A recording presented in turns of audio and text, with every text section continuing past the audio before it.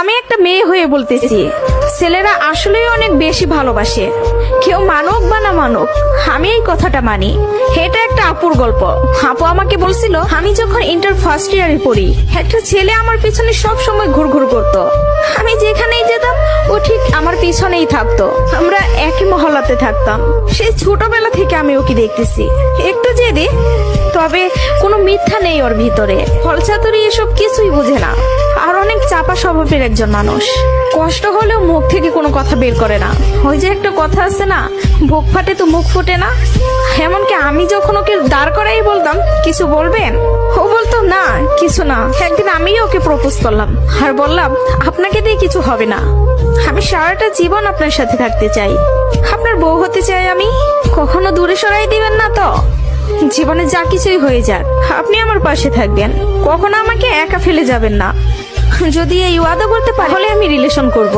ও honours first ইয়ারে পড়ে।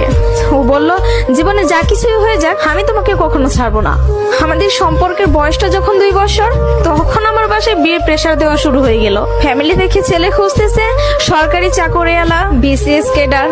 এসবের মধ্যে আমি ওর কথা বলতে ভয় পেতাম, কারণ ও এখনো পড়ালেখা করতেছে। চাকরি তো দূরের কথা, চাকরি পাইতে তো অনেক সময় লাগবে, কিন্তু আমার ফ্যামিলি তো আমাকে সময় দিবে না।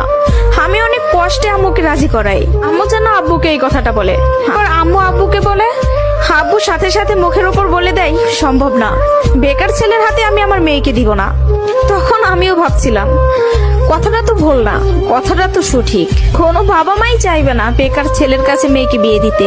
আমি নিজেও তো কখনো চাইবো না, কিন্তু তারপর মাথায় চলতেছে, আমি যদি ওকে হারাই ফেলি, আর কখন কি ফিরে পাবো ওকে?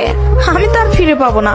পরবর্তীতে আমি ওকে সব বলি, ওকে বলি কি করব বলো। তখন বুঝতে পারতেছিলাম ও কান্না করতেছে। ও আমাকে বলে, আম্মু ডাকতেছে, জাস্ট একটা মিনিট, আমি আম্মুর কথাটা শুনে আসি। তুমি একটু লাইনে থাকো, এসে তোমার সাথে আমি কথা বলতেছি। আমি তোমার জীবনে আছি 2টা বছর, কতটুকু আমাকে চিনো জানো আমি জানি না, কিন্তু তোমার পরিবার তোমার সাথে 18টা বছর তোমার পাশে আছে। আমি কখনো বলবো না যে তুমি তাদের ছেড়ে আমার কাছে চলে আসো। আমি জানি না আমার বাসায় থেকে মেনে নিবে কিনা। পড়ালেখা শেষ করতে করতে আরো 2টা বছর লেগে যাবে। কবে চাকরি পাবো সেটারও তো কোনো ঠিক নাই। আমি যদি তোমাকে ভালো না রাখতে পারি, আমি তো নিজেকে কখনো মাফ করতে পারবো না। আমার কাছে তোমার হাসিটা অনেক দামি। তোমার যেটা ভালো মনে হবে তুমি সেটাই করো। তুমি যা বলবো আমি সেটাতেই রাজি। এসব কথা শোনার পরে, আর যাই হোক, একটা মেয়ে তার ভালোবাসার মানুষকে কখনো ছেড়ে যাইতে পারে না।